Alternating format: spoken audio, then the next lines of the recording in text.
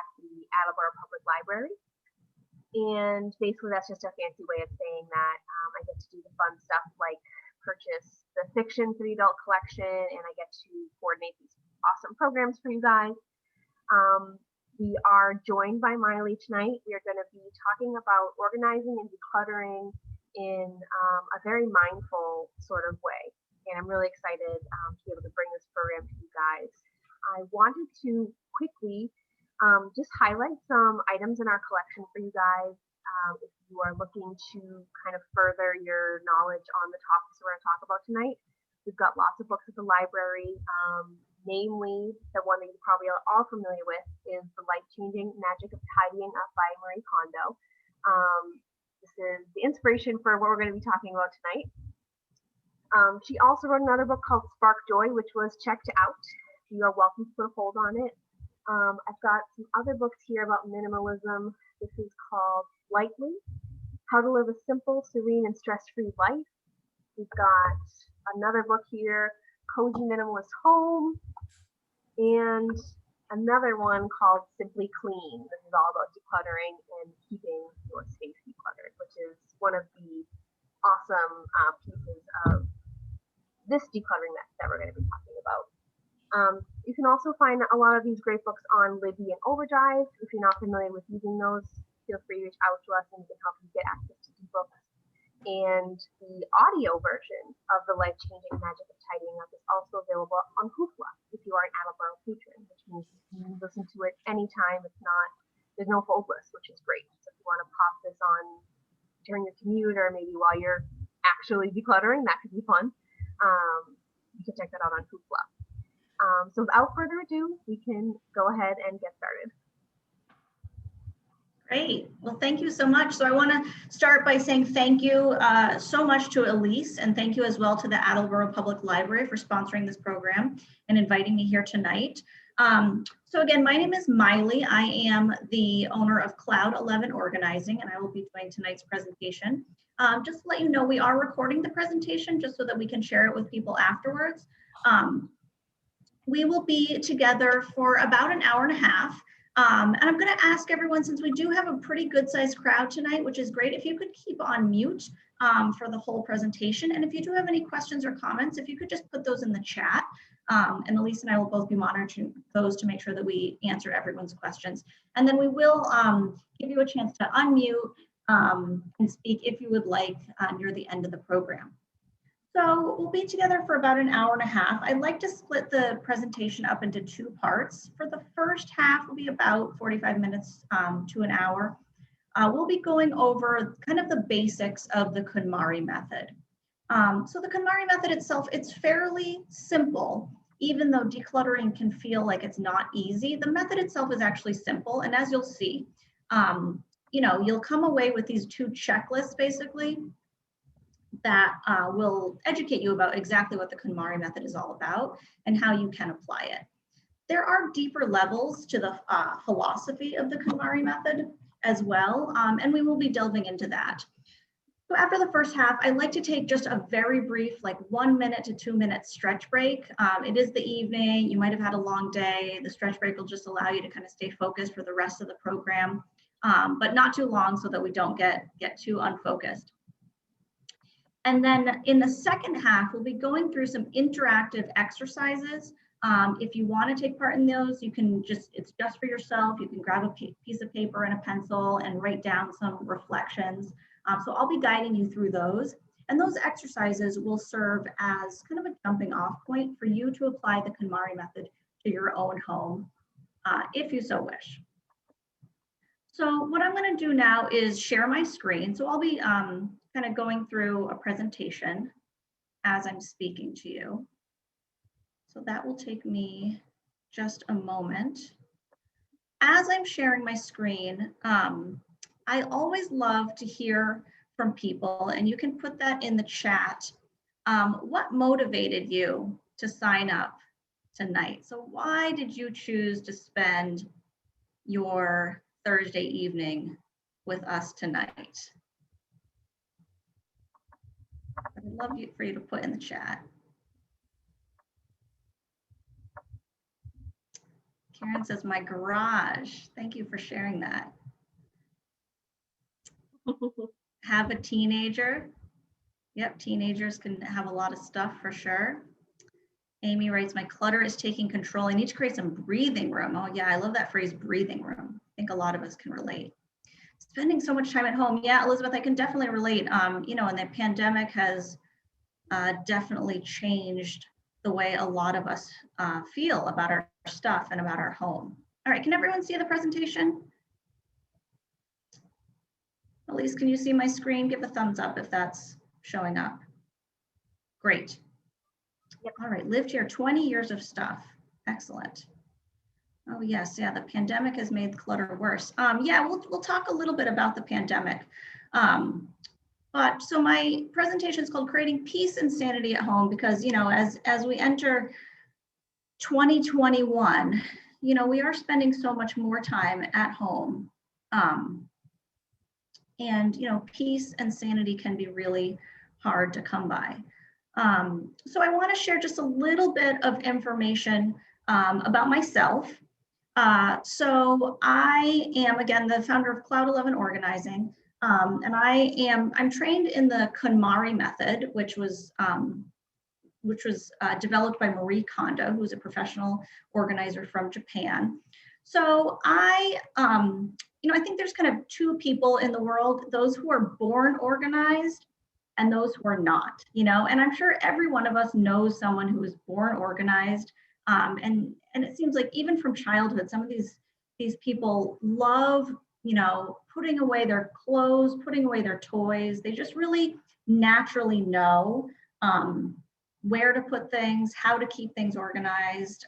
Their rooms, their homes always look kind of put together.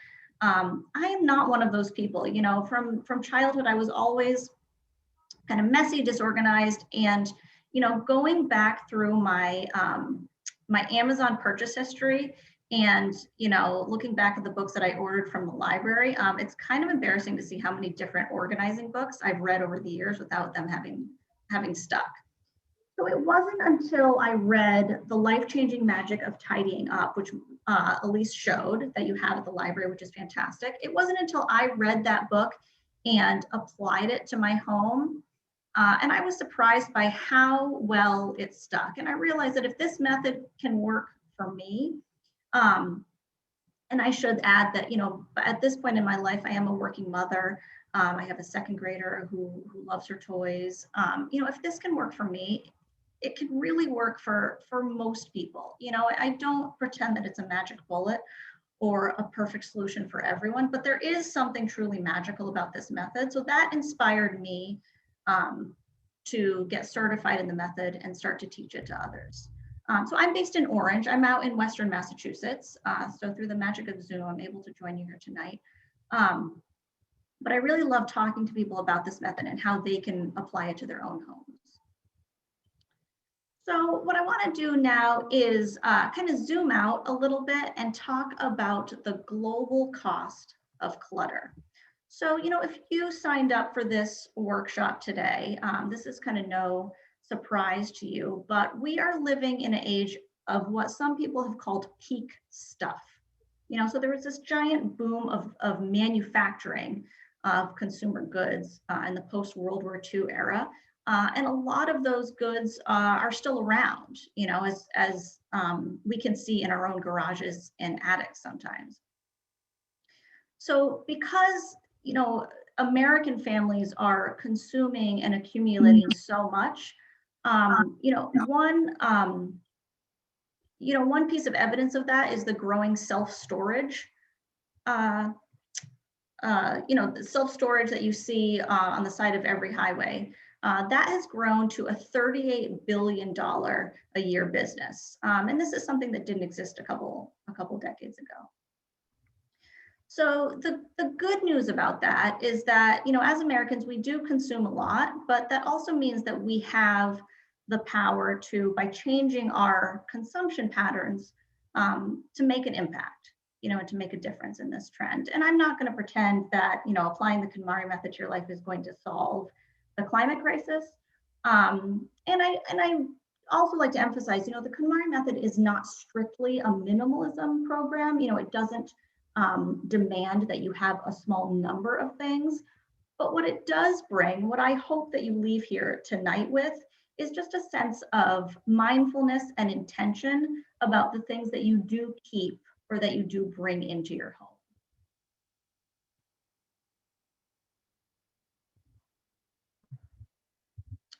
So next I want to talk about the personal cost of clutter. So, as a lot of you mentioned in the chat, the reasons that motivated you to come tonight, you want kind of more of a sense of balance, a sense of peace in your home, especially now that we're spending so much more time at home.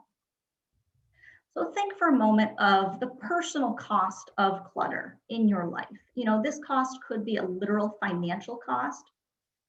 You might lose things and then have to buy them again, even though they're already somewhere in your home. They might cost you stress, the stress of just looking at visual clutter and thinking, it's kind of a visual representation of like your to-do list that might not feel very calming. The stress of looking for things you can't find. And then there's also the cost of time, the time spent reorganizing and looking for things.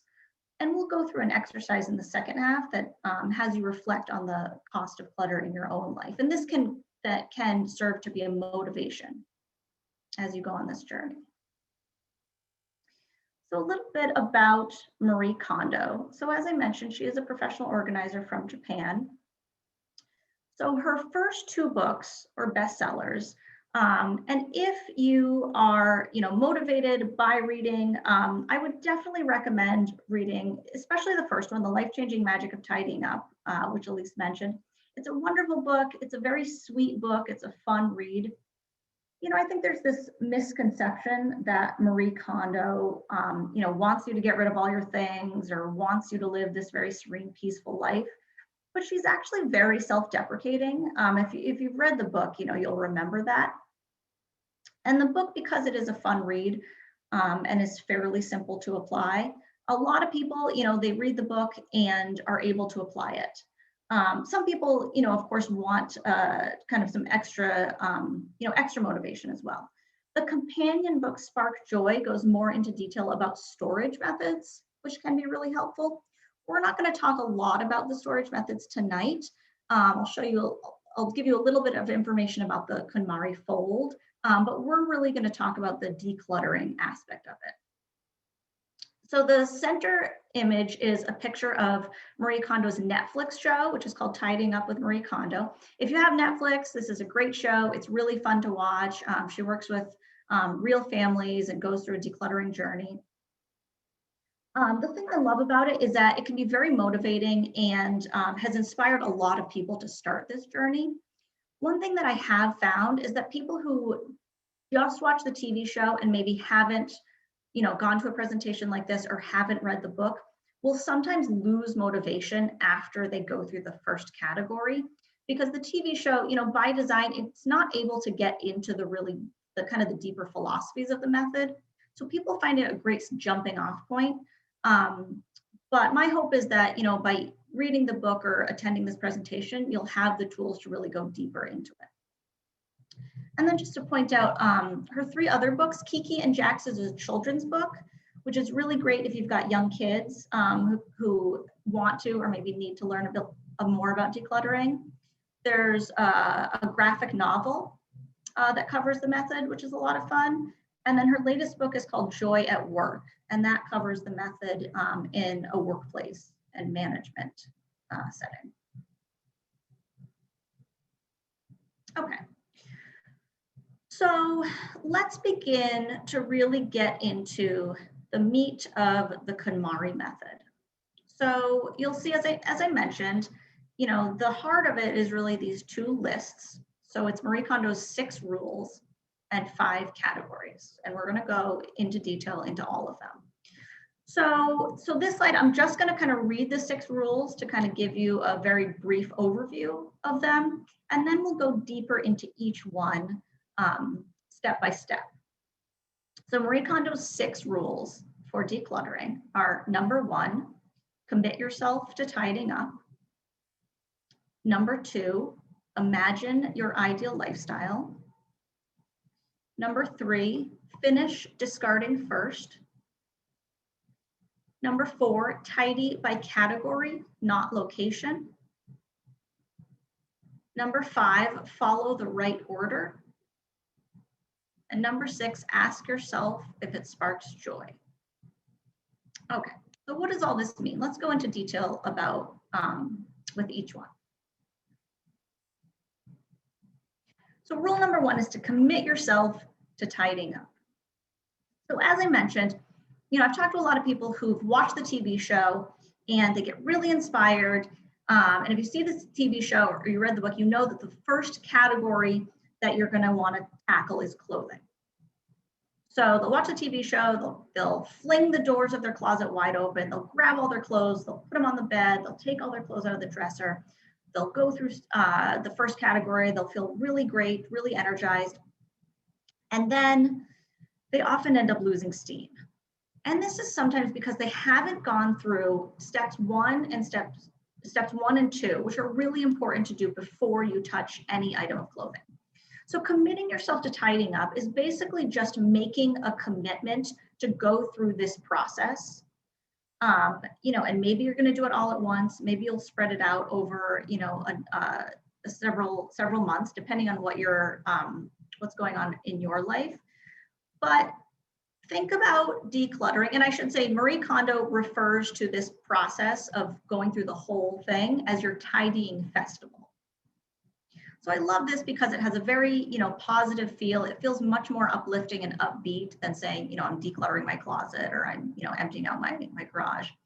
So going through your tidying festival is a project similar to, learning to play the piano, training for a marathon, or doing a home renovation. This is something that you might not have the time for, but you may need to make the time for it. It does require some planning.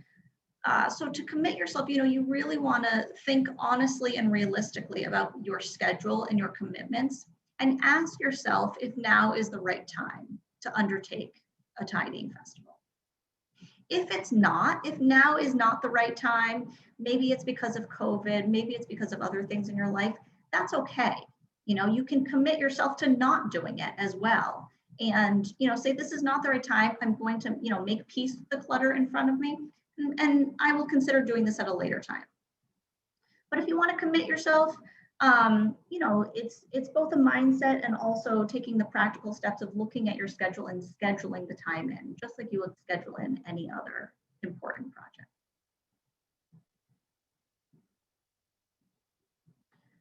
So step 2 is to imagine your ideal lifestyle.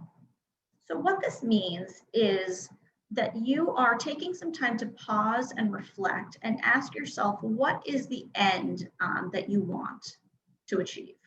So again, just like anything that you were training for or practicing for or wanted to accomplish, you're not going to start that project or that journey without knowing where you're heading. So we're going to take some time, again, in the second half to go through an exercise where you can really imagine your ideal lifestyle and imagine what you are hoping to eventually get to after accomplishing your tidying festival. Let's go to step 3, finish discarding first. So this feels intuitive to most people. And all this means is before storing the things in your home, you really want to go through and decide what you're not keeping.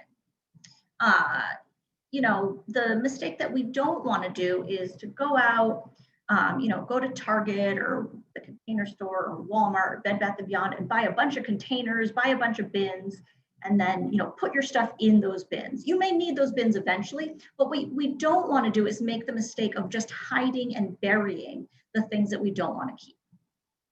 So again, this feels intuitive to most people, but it is very important to go through these things and finish discarding.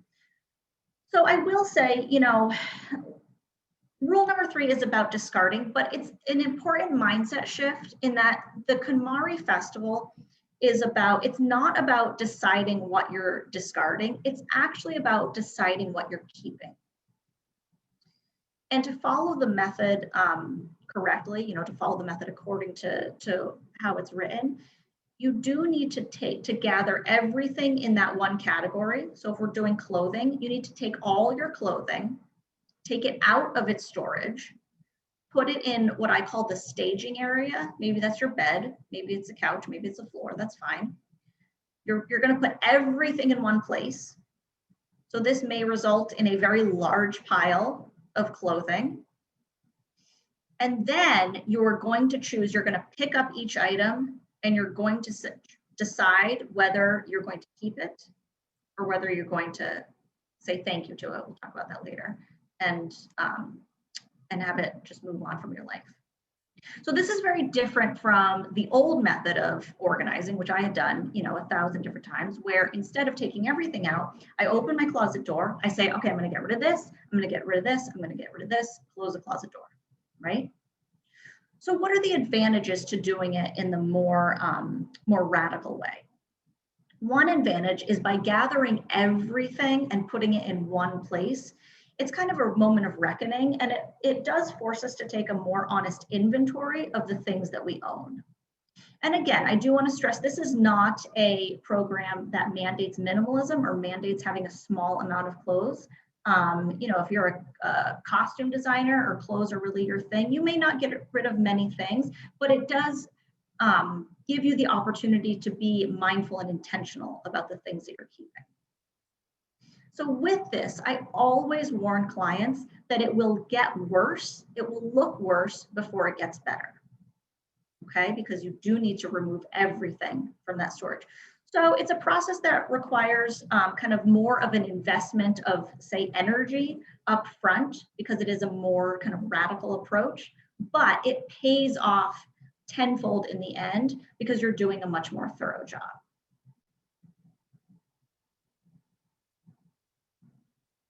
All right, so rule 4 is, in my opinion, really where the magic starts. So rule 4 is one that is pretty unique to the KonMari method and helped to make it famous, is to tidy by category, not location. So I'll repeat that. It's to tidy by category, not location. So the categories are, I'm just going to say them now, but there will be a slide that lists all 5 and we'll go over them in detail.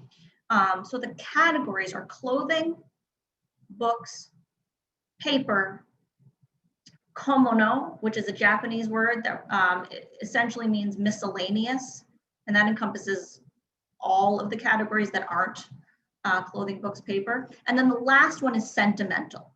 Sentimental is anything that you think is sentimental. Could be your favorite teddy bear, could be a pencil, doesn't matter, but sentimental is just, personal to you. So tidying by category is very different from the old method of tidying by room. So the advantages for this is, again, it forces you to kind of take an honest reckoning and inventory of everything. When we're doing clothing, you may have clothing stored in, many different locations in your home. When we're doing books, you may have books, in every single room of the home. And not saying that you have to store things in one place, but in order to actually declutter them and choose what you're keeping and what you're not, it is very important to gather everything in one place and do it by category, not location. It also makes it harder to miss things. So if you're doing it by room, you may have, a gray sweatshirt stored in one place, another gray sweatshirt in your car, another gray sweatshirt in the attic, and you may miss that you have multiple items. I sometimes get resistance on this, and people say, oh, I just really want to tackle, the bathroom. I want to do the kitchen. I want to do it by location. And, what I say is just, try to trust the process and just try it out. See how it feels. And you might find that it ends up being really effective.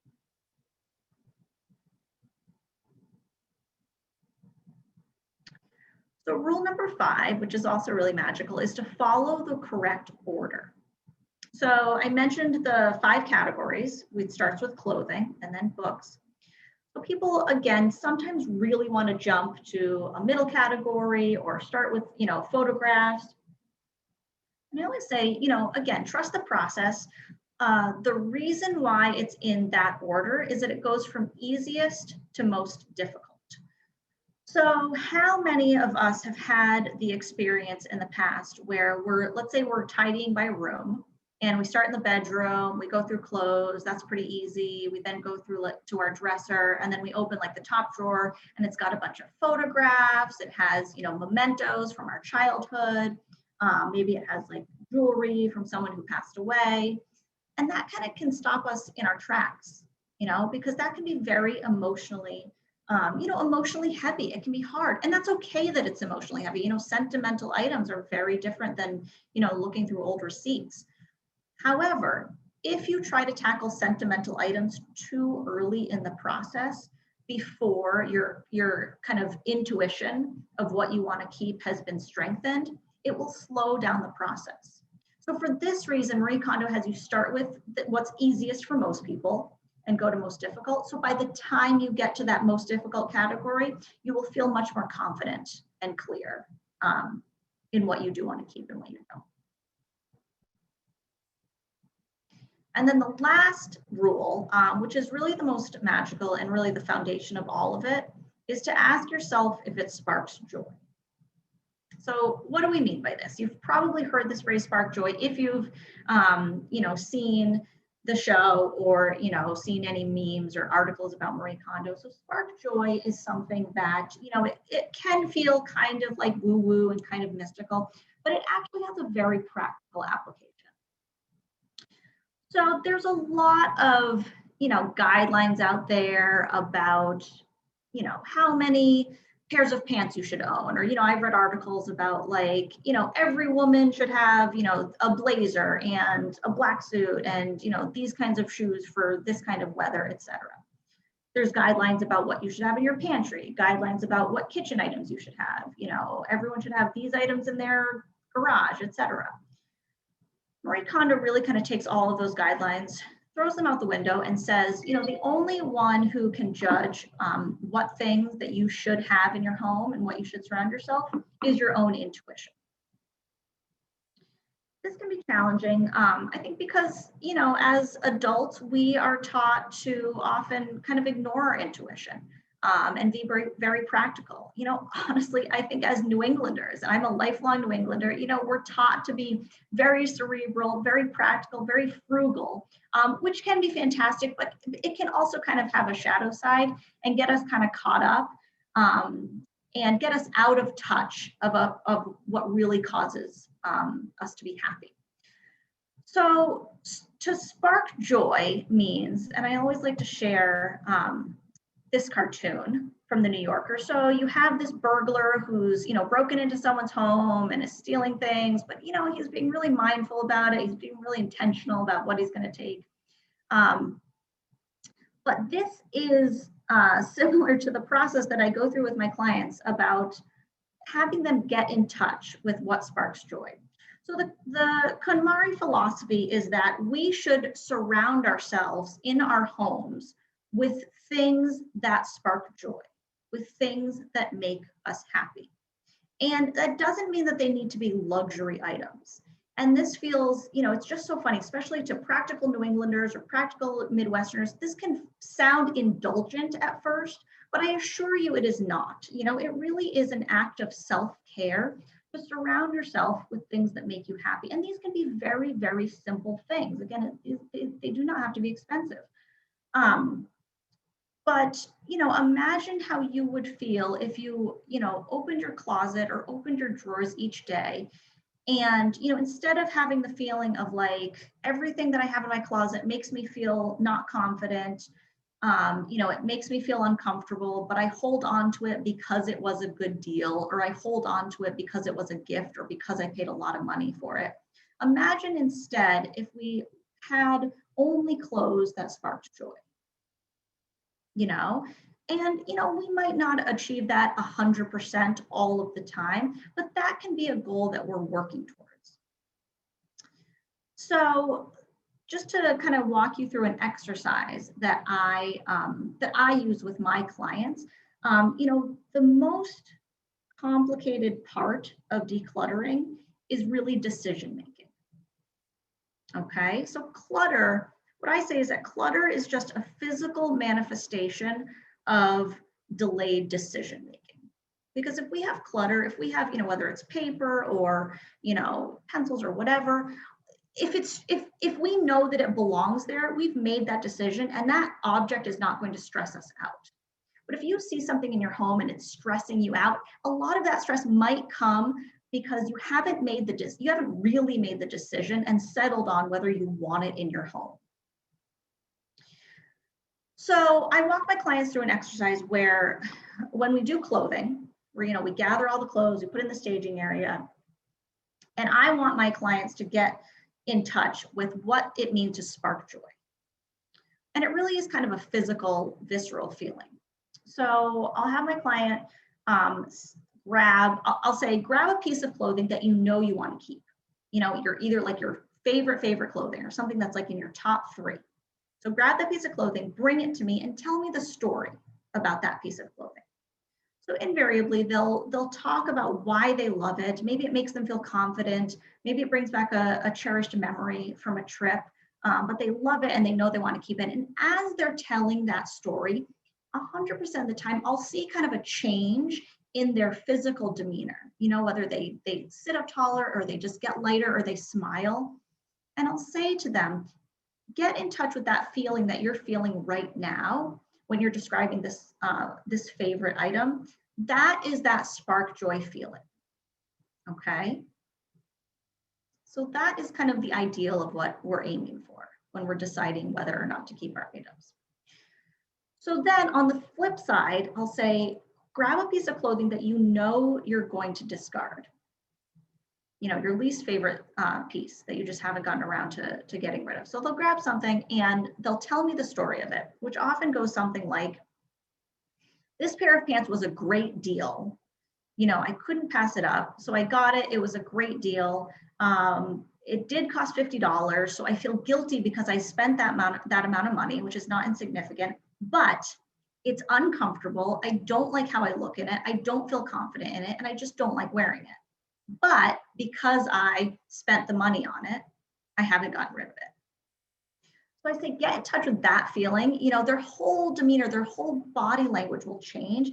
That is kind of the flip side, the opposite of spark joy. And that's what what we want to identify. That's sending us a message that we're ready to move on from that item. So what we do, and this is also a very important part of the process, is you want to hold that item, say thank you to it, and then put it in what we call the thank you pile. So this saying thank you to something that you're saying goodbye to, again, it can feel a little, a little woo-woo, a little silly, but I assure you, it actually makes the whole process of decluttering and of making those decisions much easier because you're giving yourself closure. A lot of times, it can be challenging to get rid of things because we carry a lot of guilt. But saying thank you to that piece, helps give you closure. And I do think that, even things that we don't want or don't like have given us the service of teaching us a lesson. Maybe that lesson is, I'm going to be more mindful before I see something that's on sale and assume that it's right for me. Or maybe it's taught you the lesson of, I just don't like this material. I don't like this color. This brand never works for me. And that's a valuable lesson that you can use to be more intentional moving forward.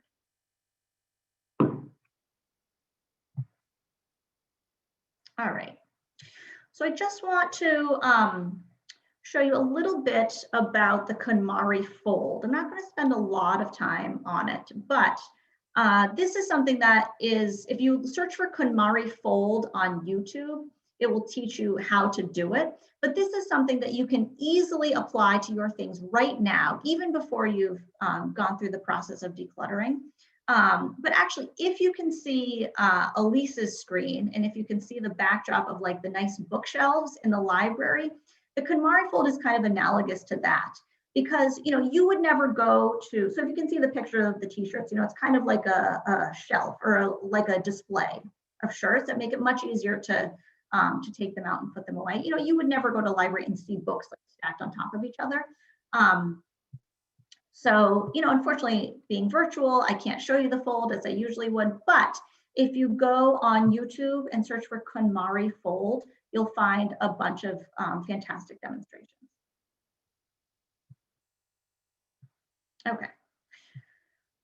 So again, I want to go over the 5 categories. So as you recall, one of the important rules is to follow the 5 categories in the correct order. So the order again is clothing, books, paper, komono. Again, that's a Japanese word. I believe it means like small object, but what it really means in this sense is everything else. So that's going to include your stationery, your stuff, your bathroom, your car stuff, your hobby supplies, pet supplies, kitchen. That's in everything else. This is a very large category that really encompasses several small subcategories. And then last, as I mentioned, is sentimental. And that's last because it's most complicated.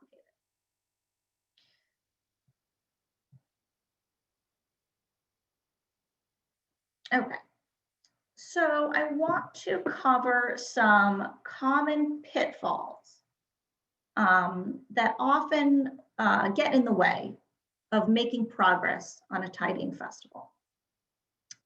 So the 3 common pitfalls are family dynamics, having trouble letting things go, and then having trouble figuring out what do I do with it, now that I know I want to let it go. So I'll start with family dynamics. So just, think to yourself, if you're here, you are either, and some of us live alone, but if you live with someone else, if you have the exact same clutter style or tidying style as the person you live with, consider yourself lucky, but many of us are either the messier one or the person we live with is the messier one. And, there are challenges on both sides of that. But one thing that I want to stress, and this is very important, is that the KonMari method and the tidying festival is for you to review your things. It is not for you to declutter your household. Okay, so I'm just going to repeat that for emphasis. The tidying festival is for you to declutter your own things. It's not for you to declutter your household.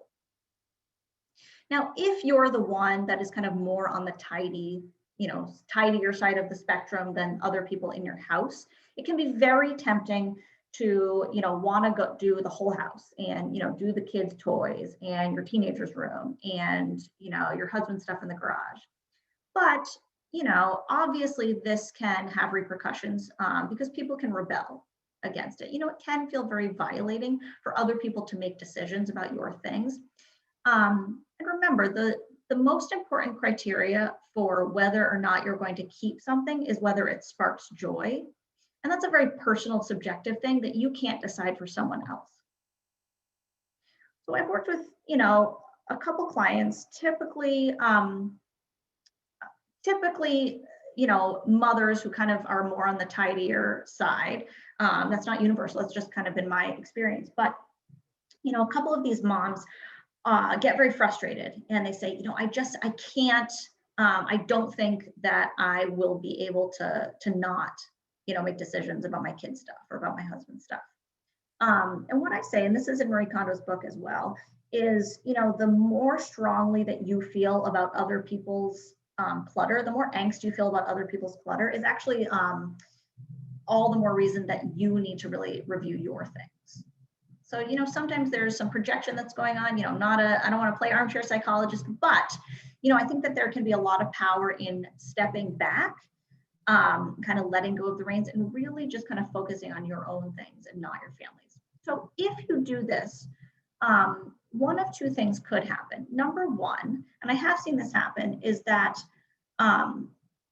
often when a client is reviewing their own things, the other family members, if they're just observing, now that the pressure is off, they will actually step up and get inspired to start the process themselves without having to be strong-armed into it.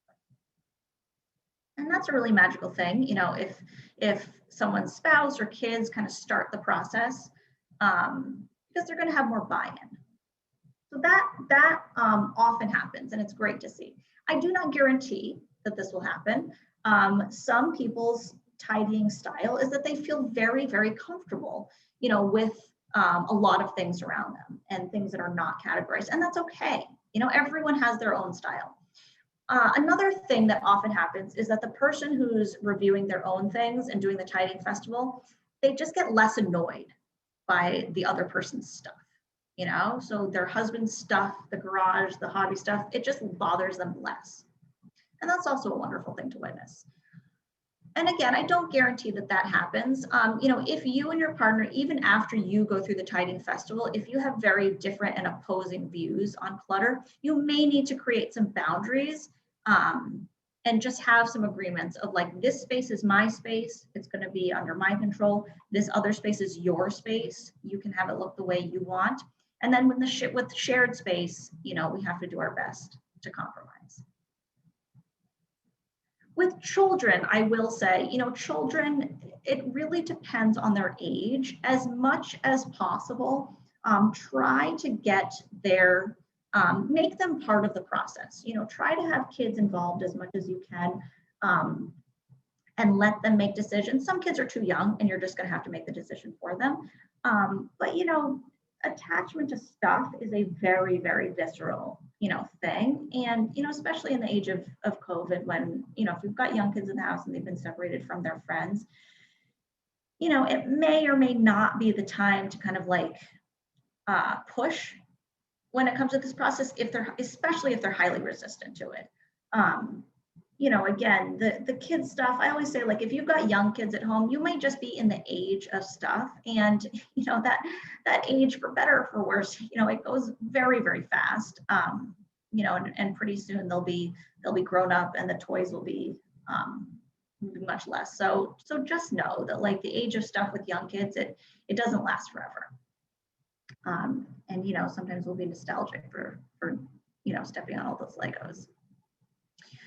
So another pitfall is having trouble letting things go. I would say that this is probably the biggest pitfall, in that you're going through something and you know it doesn't spark joy. So if you have something and you know it doesn't spark joy, that is, you know, that's a major step because you've discovered that.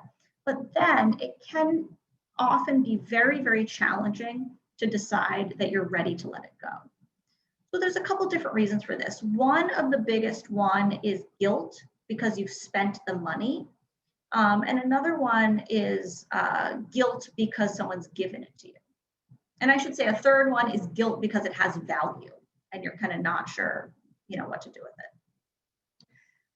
And Marie Kondo does have some very, very wise words to say about guilt.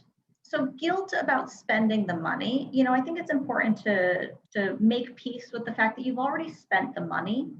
And again, if you've spent the money and you've decided you don't want it, you have recouped some of the cost in the lesson that that thing has taught you.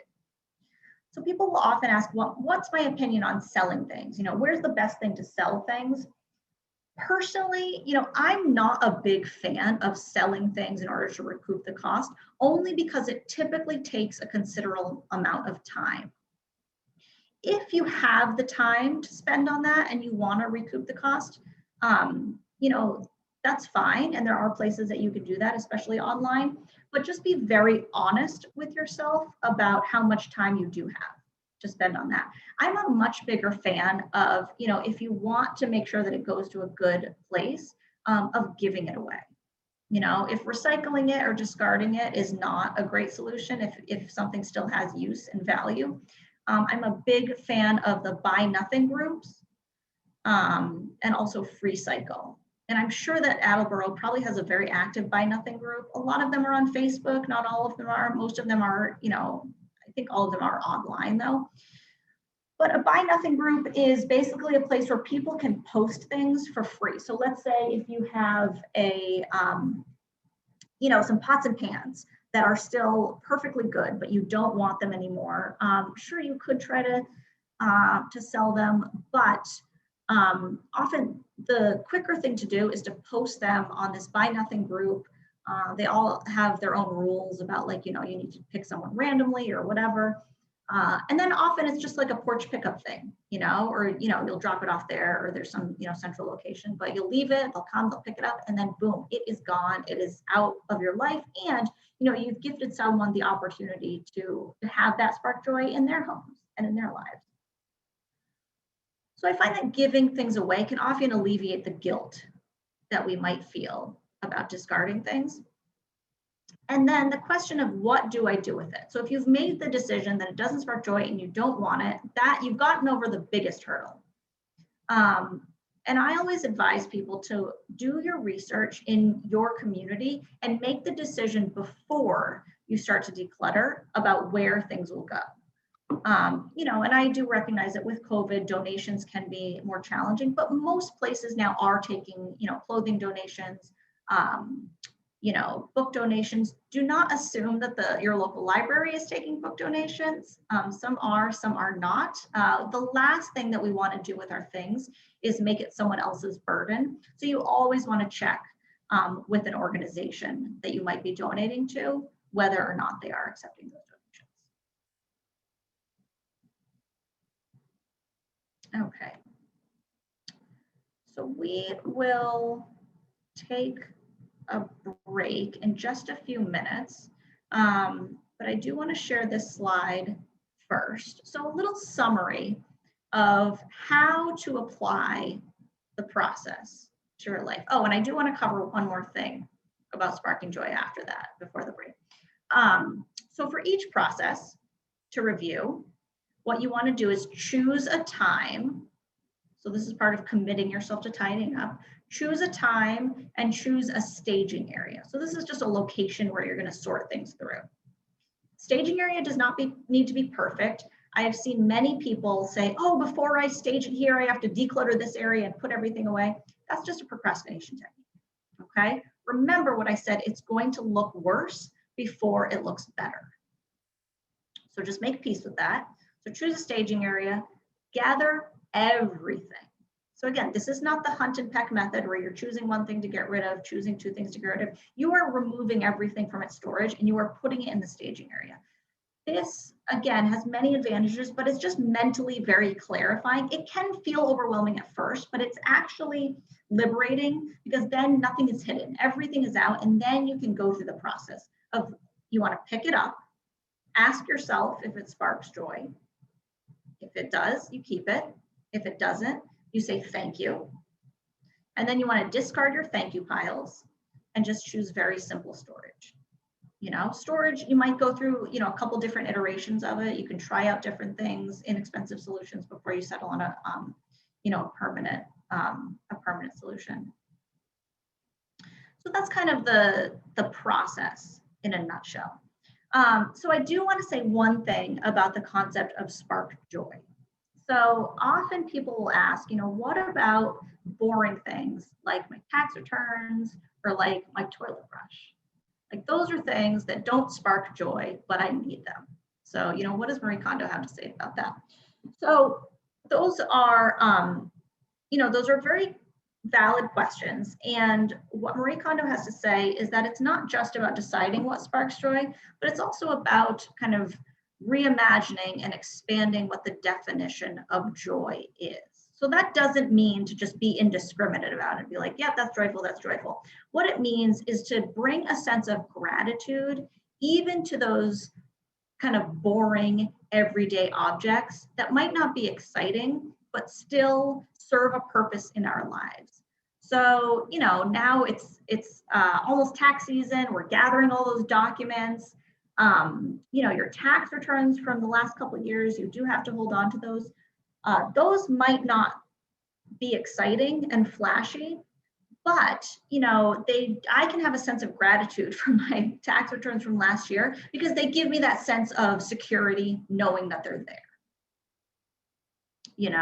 Something that's like my toilet brush that I don't really think about, or my toaster that I don't think about a lot. Like, it's not the most exciting thing, but I can feel grateful that I have that, that I have a house that I get to clean, that I have laundry that I get to do, all those things that we tend to complain about You know, we can also bring a sense of gratitude that they are in our lives and they are serving us.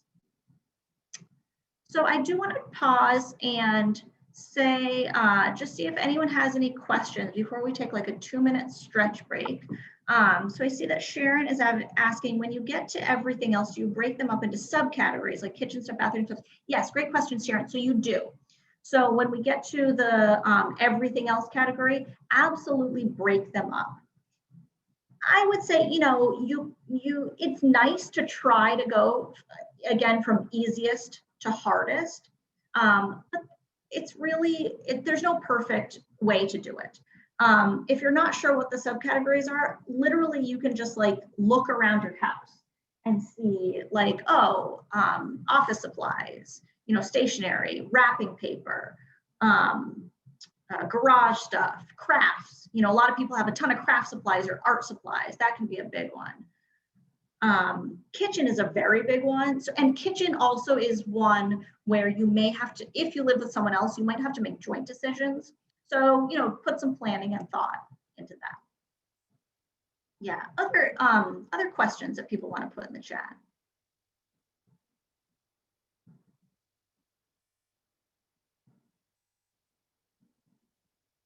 All right, so someone put an anonymous message and said, one thing that holds me back sometimes is I put something away in storage, but then I forget where I put it and have to spend some time trying to find it. Absolutely. So this is, you know, this is a kind of a classic problem where you're putting something back. So if you repeatedly have the trouble trying to find it, you know, it may mean that your storage system needs some work. So there could be a couple things going on. So one issue may be that you just have too many things.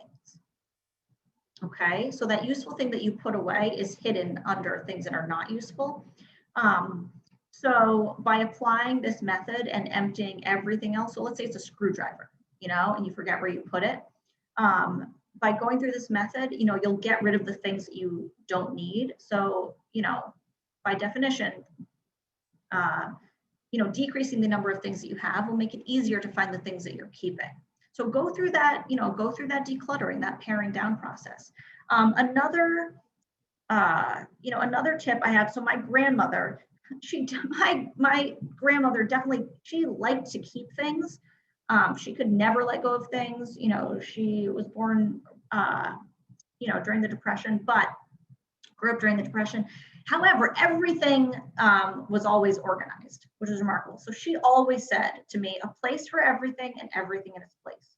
So a place should live in one place, you know, or a thing should live in one place. Okay. So if it's a screwdriver, it always goes in the same place. I try to store things in the same place. So all my tools, you know, I need to get a little bit better at this, but, you know, I've got tools in kind of like 2 places, but my goal is to really have all the tools in one place. This is not always, you know, practical. You know, you might have like your coffee supplies separate from like your other food. But, you know, that is one thing that can help if things are consolidated. And then the last tip I'll have is I do love a label maker. You know, I consider myself more of a functional organizer than an aesthetic organizer. You know, things are not Pinterest perfect in my home, but they are functionally organized. And I am a big fan of transparent boxes when it's practical, because then you can see what's in it. I went with for years with opaque boxes, did not work for me. I like transparent boxes when it's practical, and labels can make a big difference because you know where everything is. Okay, so let's take a 2-minute stretch break. So it's just about to turn 7:27 on my phone. So we'll start again at 7:29. So don't go too far, just get up, stretch for a minute, and we'll come back at 7:29. And if you want to, if you're thinking about a question, you can put that in the chat, and we'll cover that when we return.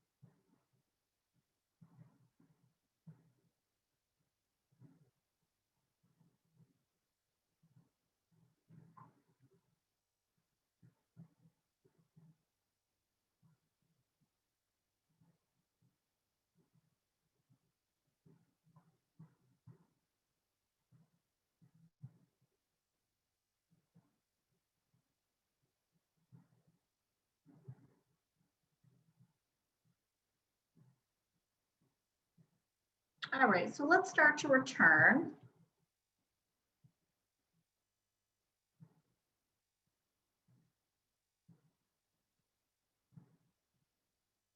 So if you would like to go through the exercises, grab a piece of paper and something to write with, or you could put it in your phone or whatever. But this is, we're going to go through a series of exercises that will give you a chance to kind of reflect on how to get started with the KonMari method. Oh, and I will, so we have Charlotte in the chat. Thank you, Charlotte, saying, I have gifts that my children gave me over the years, i.e. music box for my daughter. I love it, but feel bad if I get rid of it. It's over 50 years old. So Charlotte, this is a great question and it's a classic dilemma. So you have named a sentimental item.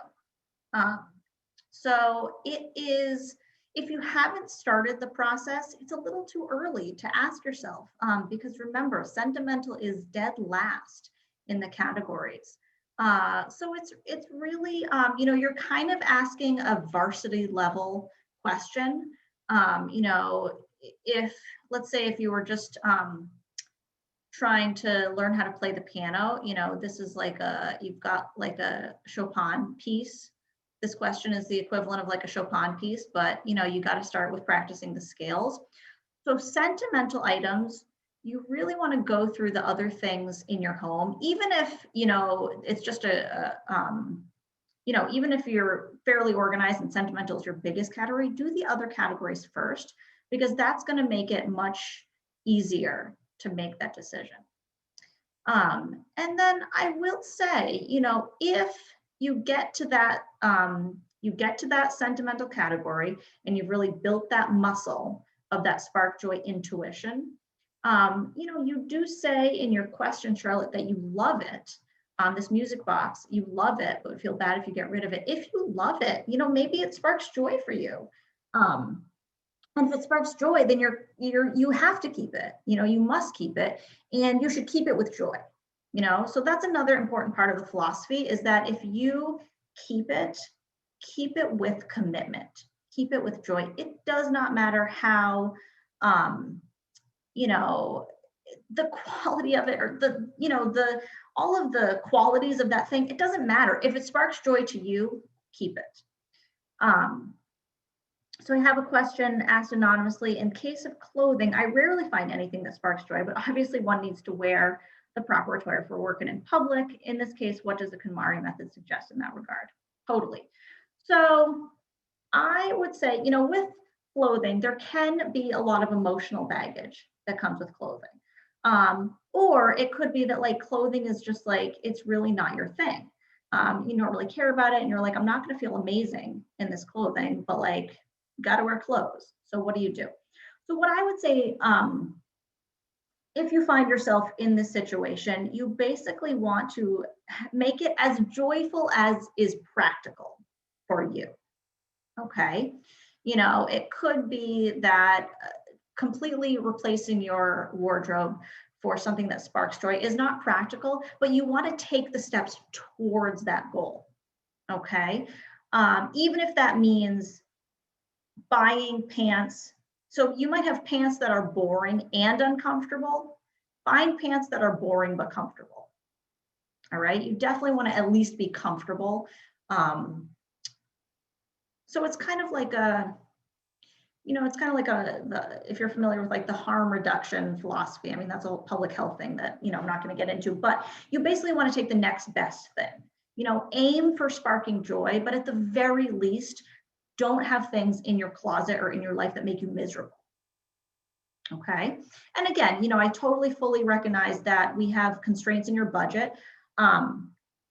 You know, it might be that you have a raincoat that really makes you miserable, but it's just not in your budget to replace it quite yet. That's fine, but just make a note of it and then plan in the future that you do want to get something that makes you not miserable at the very least. So we have Lisa in the chat. So everything sparks joy. So this is great. This is a classic dilemma too, you know? So my daughter is one of those people, you know, she loves doing art. She has that artist sensibility. Everything sparks joy to her. And you may be, you know, if people, especially if you have like this visual orientation, and you have that gift, you can see the potential in everything. And everything is either makes you happy or is beautiful or really sparks joy. So I think one thing that will help you, Lisa, is the second exercise that we're going to go through in just a minute, is visualize your ideal lifestyle. So if everything sparks joy for you, first of all, celebrate the fact that you're probably an optimist. You probably have, you're probably a lot of fun to be around. That's great. That can also obviously cause challenges, when it comes to your living area. So if you visualize your ideal lifestyle, you want to ask yourself, what do I want my home to feel like and look like? What do I want, how do I want to spend my time? Maybe that means that, you have room in your life for a large number of things, okay? Maybe your ideal lifestyle means that you want to clear out that room that could be a craft room, which means that you're going to have to make some decisions. So you may need, you and others who are kind of with this orientation, you may need to make a balance and just make some hard decisions about, if everything sparks joy, you may need to prioritize the things that spark joy the most and say thank you to those things that, yes, spark joy, but don't spark joy quite as much as those other things. And part of this process is, we're doing a lot of talking about it. The education is important, but there's nothing that is as valuable as actually doing the process. So I think, if you take this information after tonight and apply it to your home, you'll find that actually obtaining that muscle memory will also teach you a lot. Okay, these are great questions. Definitely keep them coming in the chat, and we'll make sure we answered them. So the exercise that I want to take you through is to commit yourself. So take some time to just kind of reflect on a scale of 1 to 10, how ready are you to start the KonMari Method Tidying Festival? So 10 is like, I'm ready, I'm going to start tomorrow morning. 1, you probably wouldn't have even signed up today, you're not even interested. So just on a scale of 1 to 10, just choose a number, whatever feels intuitive. Feel free to put it in the chat if you want to share it. So then you want to ask yourself, why did you choose this number? So if you're a 7, why is it not a 6? But why isn't it higher? So Elizabeth said an 8. So just ask yourself, what is it that's making you, that's putting you on that number? Like, oh, I know that, I have a family member who's moving out soon, but that's really motivating me. But I'm not sure if I have the time. So just think about why you chose that number. Karen's a 10, ready to go tomorrow. So then ask yourself, what roadblocks might stand in your way and how will you address those? So this is just some preemptive brainstorming about how to problem solve. So what are your roadblocks? Maybe it's family members, maybe it's kids, maybe it's your schedule. Time is usually the #1 thing. So again, you might need to think about what things in your schedule that you might have to let go temporarily. I also want to emphasize, the KonMari Method Tidying Festival is not something that you should be going through for the rest of your life. It's a temporary project. That's an investment of time, and it pays off. The payoff is that you will never have to do a tidying festival ever again. So I did my tidying festival. I still have to do refreshes. Life still happens, things will still accumulate, your lifestyle will change, you'll rearrange your home. You're still gonna have to do like daily maintenance and things, but you're not gonna have to do, and you will have to, as clothing, sizes change, people grow, whatever, like you'll have to do that like periodic smaller maintenance, but that's just touch up. The big, huge tidying festival is kind of a one and done process. And then you want to ask yourself, when would you like to begin and when would you like to end? So this is just to put some time parameters on this project so that in your brain that there are some boundaries on it. So just take a moment to jot that down. And that can be helpful as you commit yourself. Maybe by going through that exercise, you have discovered that now is not the right time. You know, and if it's not the right time, that's okay. Put it on the back burner. Don't stress about it until you feel that you want to revisit it. So the second exercise that we're going to move on to is to imagine your ideal lifestyle. So this is great, especially if you're someone for whom everything sparks joy. So what I want you to do is reflect on how your home looks and feels right now. This can be a mix of things. Just, write down a list of adjectives. Could be cozy, inviting, cluttered, crowded, sparse. Maybe you just moved in. A mix of the positive and negative. It's all great. And then ask yourself, what specific things is your clutter costing you? So you remember we went over a slide of the personal cost of clutter. Someone had mentioned in the chat, putting things away and then not being able to find them. Maybe the cost is arguments with your partner or the people you live with. Stress, it's hard to relax if it's cluttered.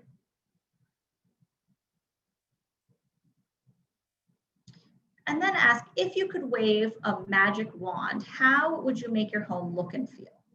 If you could wave a magic wand or snap your fingers, how would you make your home look and feel?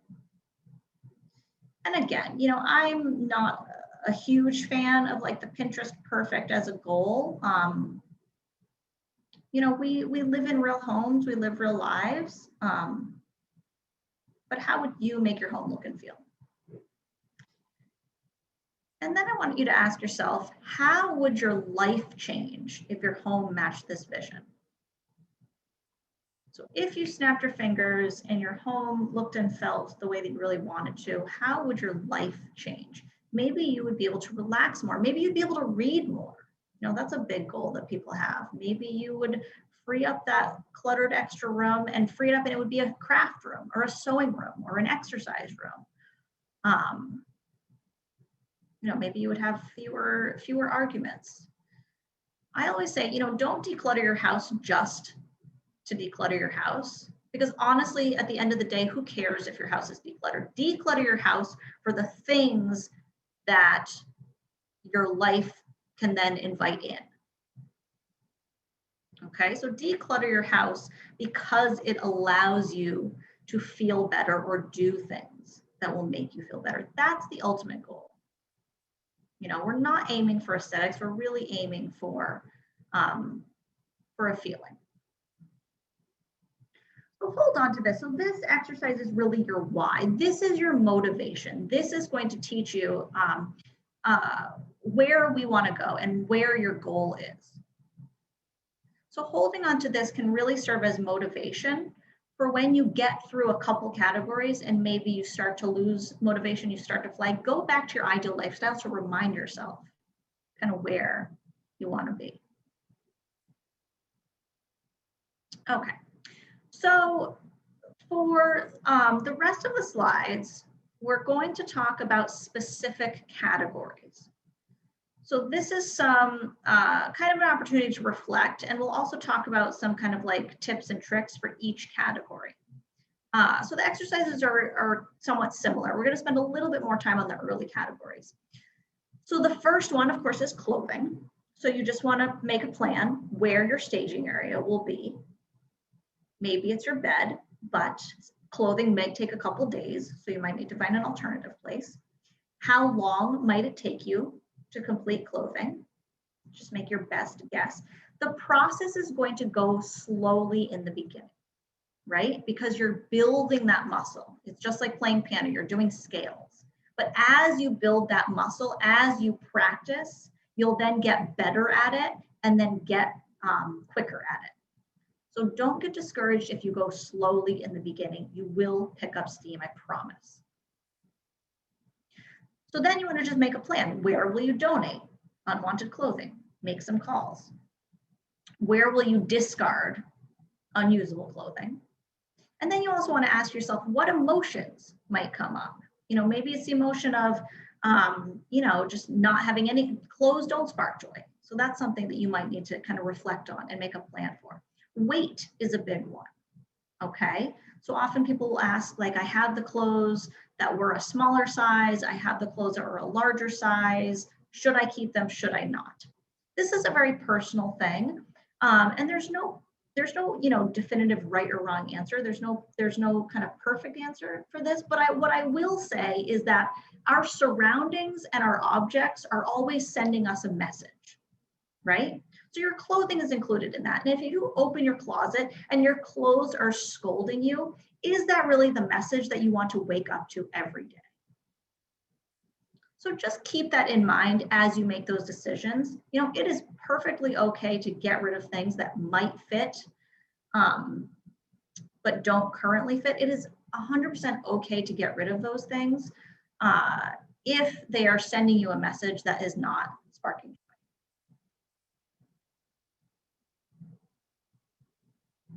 Okay, so let's move on to books. So books are a really important thing to kind of plan for, because again, just like clothing, you do need to remove all the books from your shelves and put them in your staging area. This can be difficult just physically because books can be very heavy, especially if you have a very large collection of books. You may need to get assistance with this. I know with COVID, this can be really, really challenging. So just do some planning and do your best to make a plan for books. It can be, people can be a little resistant to like emptying every single bookshelf, but I'm telling you, it's worth the investment because one, you dust off your books. You'll find things that you didn't realize you were missing. People have found letters, magazines, books that they should have brought to the library like 10 years ago. So there's always like fun things that you'll find, but it really is an investment that pays off. So you want to plan where your staging area will be. Think about how long it might take you to complete books. Where will you donate them? Don't assume the library is taking them. Where will you discard unused books? There are a lot of places that are doing book recycling, which is fantastic. And what emotions might come up during this time? And again, you want to be very careful and intentional. You are reviewing your books, not the books of anyone else in your household.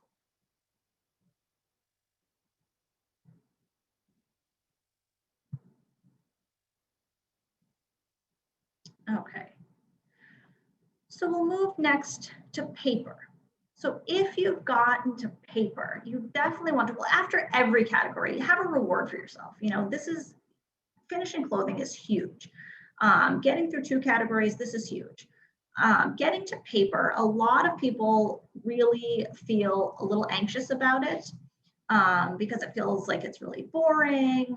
It's just like a really dry topic. It's going to be complicated. But paper is honestly one where you can see the biggest visual difference, because a lot of times paper just ends up covering every flat surface in our house, just like dust. And gathering paper and putting it in one place and then going through it can have a huge, huge positive impact on how your home looks. And you'll start to see a big difference at this point. I see someone put in the chat, paper is my biggest cluttering challenge. So Paula, you'll actually love this category, because if it's your biggest challenge, it's going to be where you get a huge, huge impact. So paper is actually fairly straightforward. One pro tip, moisturize your hands, especially if you're doing it in the winter. This will cut down on paper cuts. Have something to drink. It's just like very dehydrating having all that paper around. But what you want to do is gather it all in one place. Okay, don't worry about, you're going to have the important stuff mixed in with the like unimportant stuff. That's natural. That's kind of the whole point. So with paper, you're gonna have 3 categories. Okay, number 1 is your to-do pile. So these are papers that need to have an action taken. So maybe it's a utility bill that came in. Maybe it's a fundraiser that you have to fill out. Any piece of paper, a bill that you have to pay, anything that has to be acted upon, that goes in your to-do pile. I highly, highly recommend getting an inbox. So my inbox that I have is just like this very simple, and I'll show up here, but it's just like a box. for the cover, keep the cover off. I think I got it at Staples. Having the box, it seems simple, but having those corrals on the inbox just really makes a difference. Even if it's overflowing, that's fine. Just have something as an inbox. And those are things that you have to act upon. Ideally, moving forward, you want to have a process where you're kind of looking through that inbox about once a week. Listen, I don't always get there. That's, that doesn't work for everyone. It doesn't work every single week, but you want to have some kind of system where you're processing your inbox. But anyways, as you go through the giant, the pile, you'll put some things in to do. Okay, those need to be acted upon. The second pile is going to be the things that need to be archived. That just means filed. Those are things that you have to keep, but you don't need to act upon them. So if you're a homeowner, often, there's a bunch of documents that you might need to keep that have to do with your house, important medical records, vital records, things like that. So those are archived. Ideally, you want to have some kind of simple process for storing these. I just have like a small file cabinet. It's pretty limited in size so that I don't accumulate too much stuff. I go through it regularly and get rid of the old stuff. But have some kind of system. Even if for now it's just a banker's box, that's okay. You can get a more permanent system later, but have some kind of system for archiving it. I will say you want to be judicious about the papers that you keep. Marie Kondo is pretty extreme about this, and she says that you probably don't need many papers at all. Especially when you can access things electronically, like bank records, credit card statements. I try to urge people as much as possible to get things electronically because it's just better for the environment. So just be judicious. It doesn't mean you need to get rid of everything, but you just want to really think long and hard. Why do I need to keep this? And then your third pile is the stuff that you're going to recycle, shred, throw away.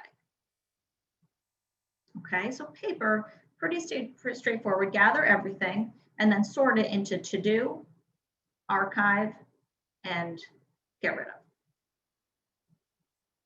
And again, think about some emotions might come up because paper is often connected to our finances. So we might come through, unpaid bills, bank statements that are stressful. Just kind of anticipate those emotions that might come up. And I will say paper does not include anything that's sentimental. You don't have to deal with it now. You can defer that to later when you do the sentimental category.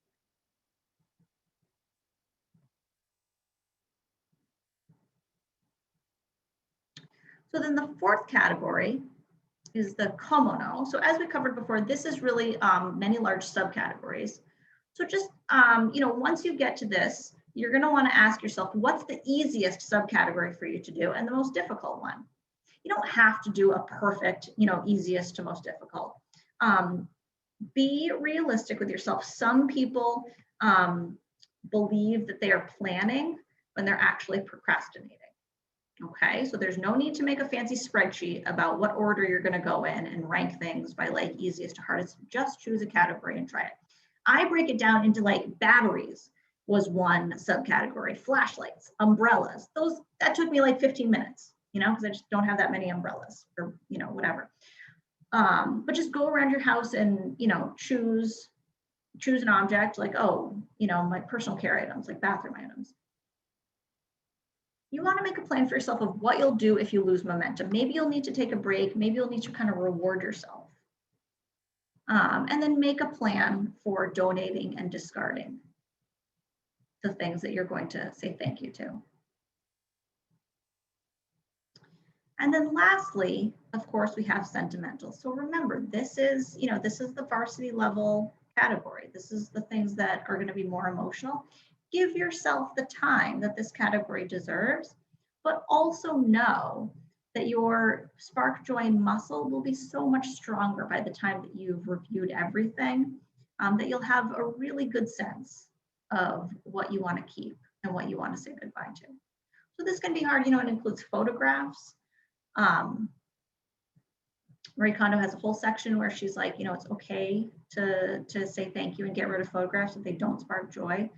It can feel hard, it can feel difficult, but you can kind of follow the process with sentimental, just like with other items. But again, give yourself the time that this category deserves. But by the time that you've gotten to sentimental, you're almost done, and you'll find that your home may look radically different at this point. Okay, so I just want to pause there and see if anyone has other questions. You can feel free to put them in the chat. And you know what? I think I'm going to stop the share now and see if that works. Okay, so we have Kathy says, once I let go of something, I very rarely regret it. So that's great to know, Kathy, and thank you for sharing that. So I think that, often we are reluctant to let go of something because we're so scared that we will regret it, so that fear is really getting in the way, and we hold on to it just in case. But I think, and thank you for sharing your experience with that, Kathy, saying that once you let go of something, it's pretty rare that you regret it. And I think that that's really important to know. I think also keep in mind that for most things, if they're not sentimental, the worst thing that happens if you let go of something is that you have to spend the money to replace it, and, you don't want to let the fear of letting something go completely prevent you from letting anything go. So Lisa shares in the chat, when I let go of something, I do regret it and miss it. So that's also a very valid experience. So I would say, Lisa, it may help for you to kind of use the exercise of asking yourself if something sparks joy, and maybe it happened in the past that you let go of things that did spark joy, and you maybe felt some kind of pressure, either external or internal, to get rid of something. When, if you apply this method of checking in with that intuition, it might be easier to know what to keep and what not to let go. I'm going to try something and let people unmute themselves. So if you want to unmute yourself and ask a question, just like by saying it, you can do that, or you can continue to put it in the chat, whatever feels most comfortable to you.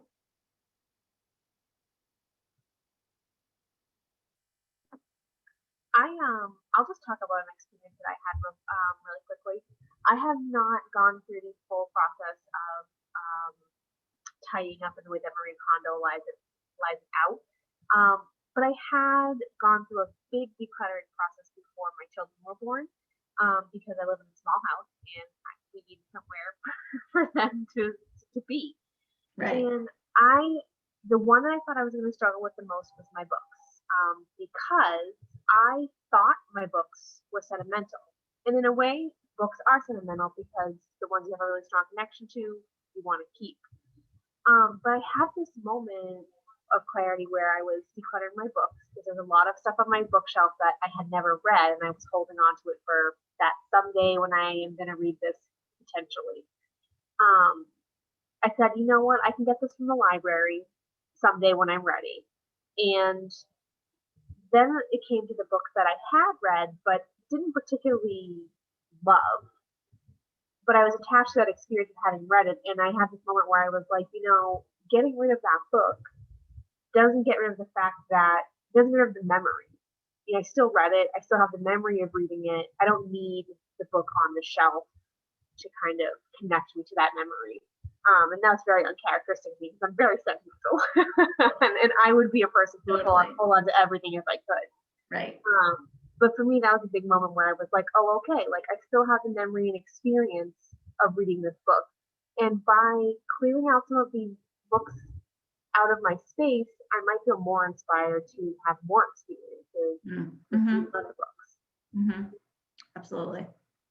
Thank you for sharing that, Elise. That is, that's so great. And you brought up a really, really important point of getting rid of the object doesn't get rid of the experience of having read the book, of having owned the object. This is really important when it comes to gifts. So a lot of times we have a lot of guilt about getting rid of things that people gifted us. But it's important to know, and Marie Kondo says this in her book, the value of a gift is not the physical thing itself. The value comes in the exchange. And that exchange already happened.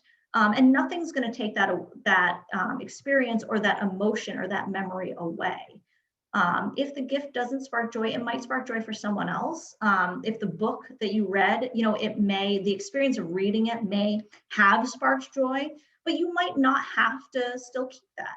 You'll still have that experience of having gained that information, because that's the real beauty of a book, is the information that's in it, that it's imparted to you. So I saw something in the chat from Charlotte saying that she's going to keep the music box because she knows that that she would miss it. And I just love that so much, Charlotte. Thank you so much for sharing that. I think that is really beautiful and also a moment of clarity, because if you everything that you keep it with joy and keep it with a sense of commitment.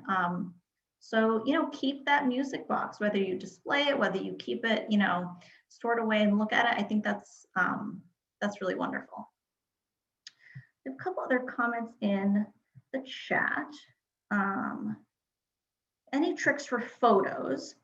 Yeah, good question. Photos can be really challenging. It depends on how many you have, but I think that there's a real power to sorting them chronologically, the best that you can. You might not always know, but try to sort them chronologically, and you'll find that, if you do have them in like shoe boxes or whatever, and then, once you feel ready, put them in an album, and that's something that you can review either with yourself or with your family members. If you do have many that are in albums already and you're just overwhelmed, I've talked to people that got, inherited tons of photo albums from from a deceased family member.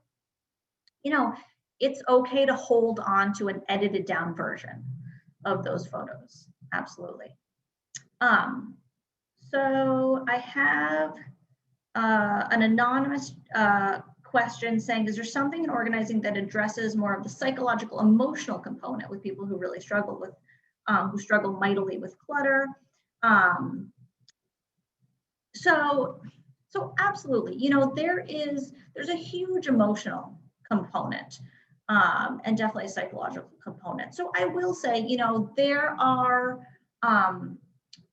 decluttering and attachment to things. There can be components of anxiety and sometimes like an OCD. And I don't mean OCD, like I never use the term OCD lightly. And I actually find that a lot in the professional organizing world. Sometimes people are like, oh, look, I'm so OCD, I put my books this way.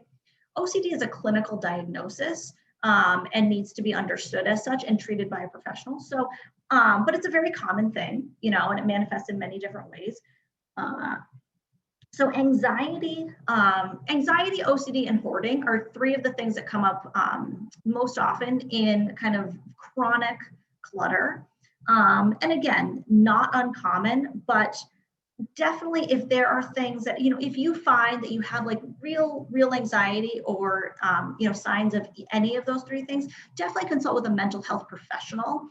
And you may need to kind of go through an exercise. And I'm not a mental health professional, so I don't want to give advice in that realm. But, what I have read about is people will often kind of go through a process where they have to kind of desensitize themselves to the process of letting go of things in a slow and controlled way. So if there's ever a component where it feels like a trained professional in mental health would really be beneficial to you, I definitely want to say be gentle on yourself. Find someone that you feel really comfortable with and go at a pace that feels comfortable and safe with yourself. And this is something where you definitely want to, be really kind with yourself, because it's not an uncommon challenge for sure. So Deborah puts in the chat, what do you think about the concept of taking a picture of a sentimental item, save that photo in multiple formats, and then let the item go, or simply throw it out? So Deborah, this is a great question. I have mixed feelings on it. I think it can be a great intermediary solution. So taking a picture and then storing it in an album can definitely take up less space, less physical space than keeping that, especially for children. So, you can take a picture and then they can say goodbye to that toy and maybe make a photo album of that. I will say it depends on the person.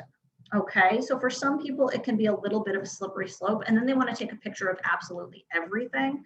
So I would say for kids, you might want to be cautious about it. If, if they're taking pictures of things that are really sentimental, I think it can have the most value. You just want to be cautious if it turns into taking pictures of like every single little thing, like taking pictures of like a receipt that you might need, because then if you have a ton of digital clutter, that can also be hard to get through.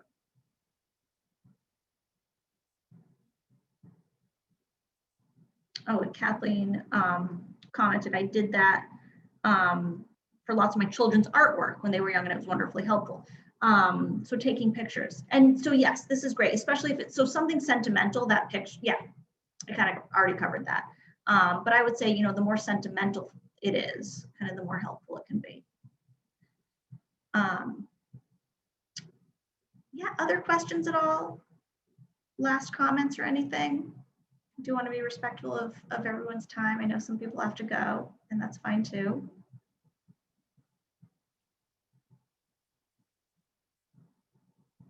Great. Well, I want to say thank you again to Elise, and thank you to the Attleboro Public Library, and thank you so much to all of you for attending, for listening, for interacting. If you have any questions, definitely let me know. Happy to answer any questions after the fact, and best of luck with your Tiding Festival. I'm really excited for all of you. Thanks so much, Miley. This has been really great. Once again, everybody, if you want to continue, your sort of education on this process, we do have lots of great books. The Life-Changing Magic of Tidying Up, obviously being the big one. It's not a big book, guys.